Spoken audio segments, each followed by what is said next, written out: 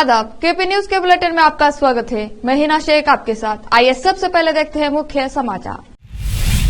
कर्नाटक में कोरोना के नए वेरिएंट JN1 से 3 लोगों की हुई मौत। तेलंगाना सरकार का बड़ा फैसला, चुनावी वादा पूरा करते हुए चालानों को 90% तक माफ किया। पीएम मोदी बने यूट्यूब पर 2 करोड़ सब्सक्राइबर्स वाले दुनिया के पहले नेता। महादेव ऐप घोटाला, सौरभ चंद्रकांत पर UAE ने कसा शिकंजा, गिरफ्तार करके भारत ला सकती है एजेंसी। दिल्ली में इजरायली दूतावास के पास हुआ धमाका, मौके पर पहुंची स्पेशल सेल की टीम।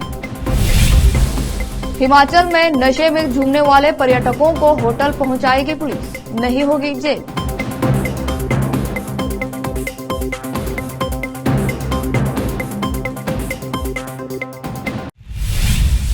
अब समाचार विस्तार से। कोरोना वायरस ने पूरे देश में चिंता बढ़ा दी है। इस बार कोरोना का नया वेरिएंट JN1 मुश्किलें बढ़ा रहा है। भारत में भी इसके मामले लगातार सामने आ रहे हैं। कर्नाटक में जहां 34 मामले दर्ज किए गए हैं, तो वहीं 3 मरीजों की मौत भी हुई है। उधर केरल में कोरोना विस्फोट हुआ है, कारण प्रदेश में एक दिन में 115 नए मामले सामने आए हैं। कर्नाटक के स्वास्थ्य और परिवार कल्याण सेवा विभाग के मुताबिक प्रदेश में JN1 वेरिएंट के कुल 34 मामलों का पता चला है। इनमें से 20 मामले बेंगलुरु में, 4 मामले मैसूर में, 3 मामले मांड्या में और एक मामला रामनगर, बेंगलुरु ग्रामीण, कोडगु और चामराजनगर से सामने आया है। नए JN1 वेरिएंट के चलते इन मरीजों में 3 लोगों की मौत भी हुई है। तेलंगाना सरकार ने 10 जनवरी 2024 तक लंबित ट्रैफिक चालान पर छूट की घोषणा की है। इस संबंध में सरकार ने एक सरकारी आदेश जारी किया। जियो के अनुसार 2 पहिया और 3 पहिया वाहनों के लिए जुर्माना राशि की छूट 80%, TSRTC बसों 90%, हल्के मोटर वाहनों और भारी मोटर वाहनों 60% है। तेलंगाना यातायात पुलिस ने उन व्यक्तियों को सलाह दी है जिनके वाहनों के खिलाफ चालान लंबित है, वे ई-चालान वेबसाइट के माध्यम से चालान साफ करें। प्रधानमंत्री नरेंद्र मोदी दुनिया के पहले ऐसे नेता बन गए हैं जिनके पर्सनल यूट्यूबर चैनल पर 2 करोड़ से ज्यादा सब्सक्राइबर हैं। मोदी के चैनल पर पोस्ट किए गए वीडियोस को 4.5 बिलियन से अधिक बार देखा गया है। ब्राजील के पूर्व राष्ट्रपति जेयर बोल्सोनारो लगभग 64 लाख सब्सक्राइब के साथ लिस्ट में दूसरे नंबर पर है। हालांकि ये संख्या मोदी के सब्सक्राइब की तुलना में काफी कम है। बता दें कि प्रधानमंत्री नरेंद्र मोदी ने अपना यूट्यूब चैनल 2007 में बनाया था, जब वह गुजरात के मुख्यमंत्री थे। पीएम मोदी को सोशल मीडिया की क्षमता को समझने में भारतीय राजनीति में अग्रणी माना जाता है। महादेव बेटिंग ऐप केस में बड़ा एक्शन लिया गया है। दुबई में महादेव बेटिंग ऐप के मास्टरमाइंड और प्रोमोटर सौरभ चंद्रकांत को नजरबंद कर दिया गया है। घोटालेबाज चंद्राकर को जल्द ही भारत लाने की कार्रवाई भी की जा सकती है। दरअसल संयुक्त अरब अमीरात के अधिकारियों ने Mahadev book app betting platform के प्रोमोटर सौरभ चंद्राकर के खिलाफ ईडी के अनुरोध पर जारी रेड कॉर्नर नोटिस RCN पर एक्शन लिया है।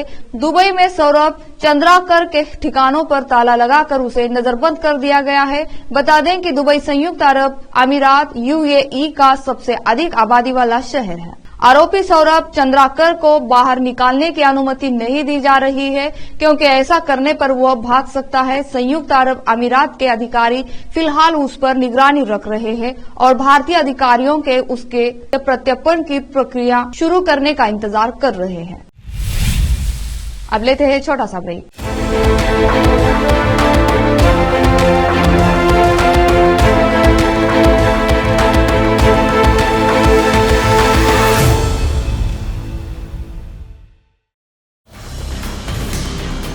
हिंदुस्तान के हर कोने में हम हैं मौजूद।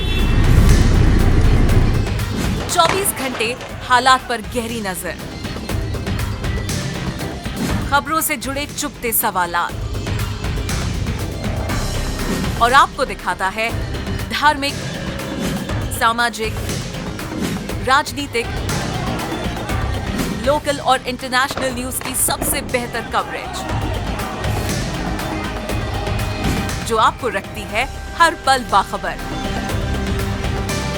देश और दुनिया भर की खबर के लिए देखते रहें KP News 24/7। ब्रेक के बाद आपका स्वागत है। नई दिल्ली के चाणक्यपुरी इलाके में इजराइल एम्बेसी के पीछे खाली पड़े प्लॉट में धमाका हुआ। इसके बाद से ही स्पेशल सेल की टीम मौके पर मौजूद है।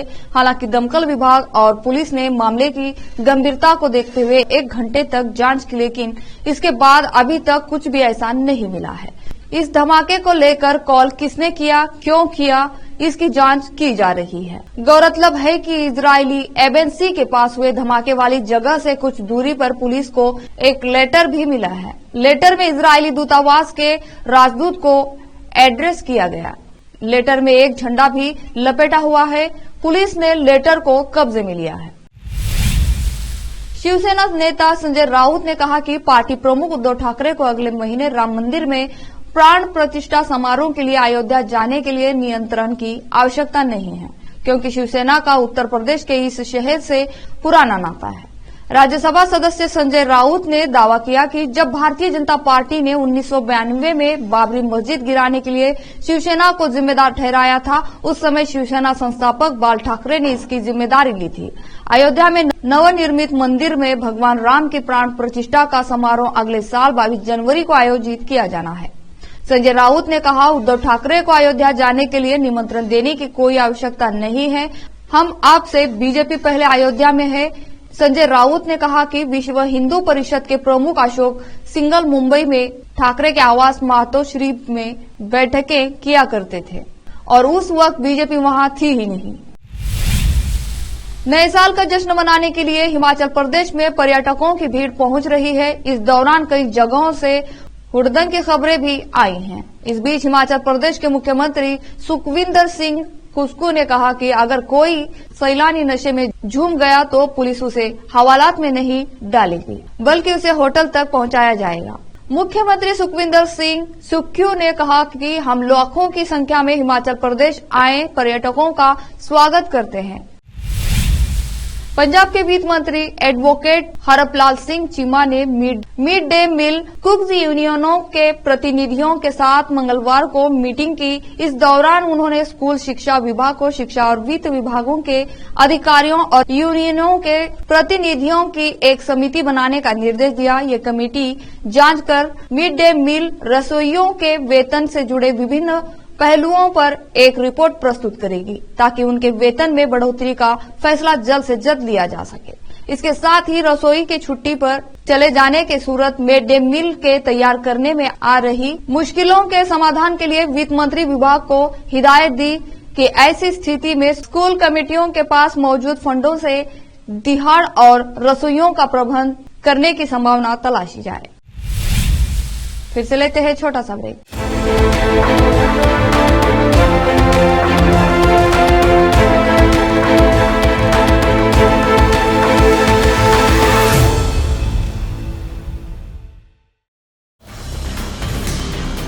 हिंदुस्तान के हर कोने में हम हैं मौजूद। 24 घंटे हालात पर गहरी नजर, खबरों से जुड़े चुपते सवालात और आपको दिखाता है धार्मिक, सामाजिक, राजनीतिक, लोकल और इंटरनेशनल न्यूज की सबसे बेहतर कवरेज, जो आपको रखती है हर पल बाखबर।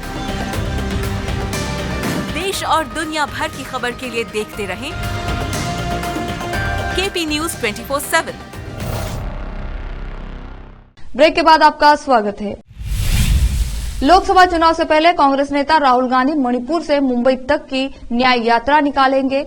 इससे भारत जोड़ो यात्रा का पार्ट 2 माना जा रहा है। यह न्याय यात्रा 14 जनवरी को शुरू होकर 20 मार्च तक चलेगी। राहुल गांधी की यह न्याय यात्रा 14 राज्यों से होकर गुजरेगी। इस दौरान राहुल गांधी 6200 किलोमीटर का सफर तय करेंगे। इससे पहले उन्होंने कन्याकुमारी से कश्मीर तक की भारत जोड़ो यात्रा निकाली थी।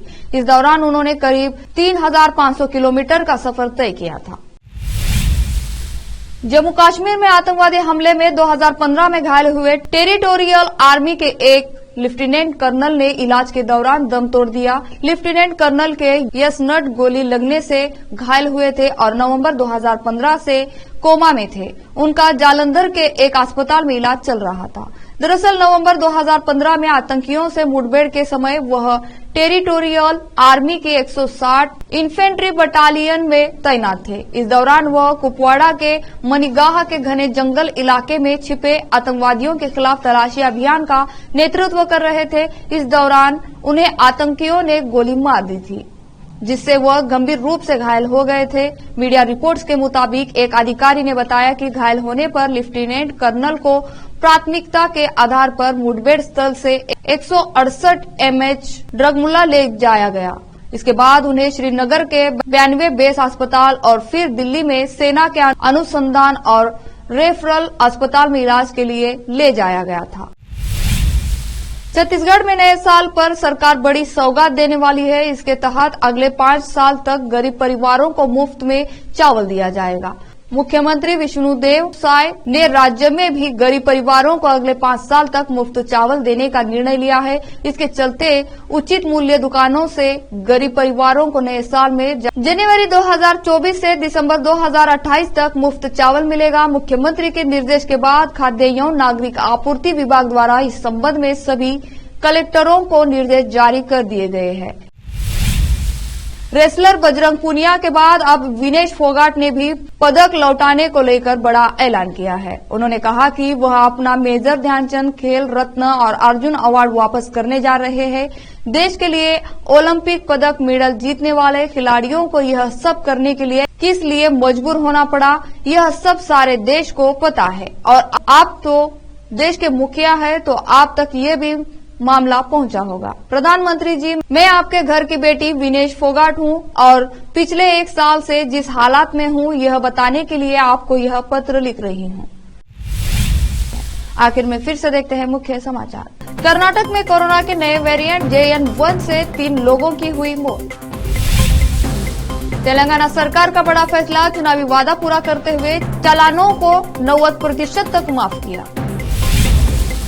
पीएम मोदी बने यूट्यूब पर 2 करोड़ सब्सक्राइबर्स वाले दुनिया के पहले नेता। महादेव ऐप घोटाला, सौरभ चंद्रकांत पर UAE ने कसा शिकंजा, गिरफ्तार करके भारत ला सकती है एजेंसी। दिल्ली में इजरायली दूतावास के पास हुआ धमाका, मौके पर पहुंची स्पेशल सेल की टीम। हिमाचल में नशे में झूमने वाले पर्यटकों को होटल पहुंचाएगी पुलिस, नहीं होगी जेल।